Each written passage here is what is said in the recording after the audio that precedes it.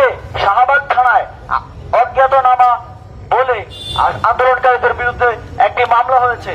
গতকাল যে ঘটনাটি শাহবাগে ঘটেছে সেখানকার একজন দায়িত্বরত রমনা জোনের ঊর্ধ্বতন পুলিশ কর্মকর্তার একটি স্টেটমেন্ট আমি আপনাদেরকে শোনাতে চাই।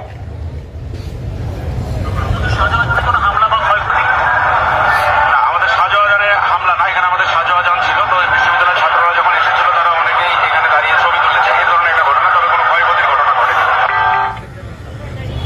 আপনারা শুনতে পেয়েছেন, তিনি বলছেন বিশ্ববিদ্যালয়ের ছাত্ররা সেখানে দাঁড়িয়ে ছবি তুলেছে, কোনো প্রকার ক্ষয়ক্ষতি কিংবা হামলার ঘটনা ঘটেনি।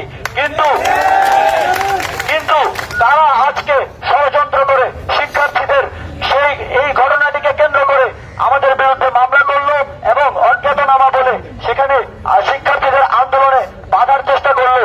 এটি নিয়ে আমরা সন্দিহান।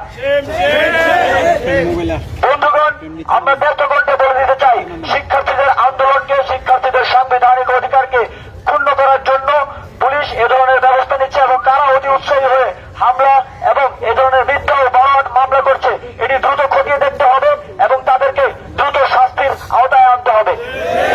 আমরা এমন কোন পুলিশ প্রশাসনকে আমাদের আশেপাশে চাই না যারা এ ধরনের ন্যাক্কারজনক ঘটনা ঘটাতে পারে। আমরা চাই দ্রুত তাদেরকে স্থানান্তর করে অন্য কোথাও দায়িত্ব দিতে হবে।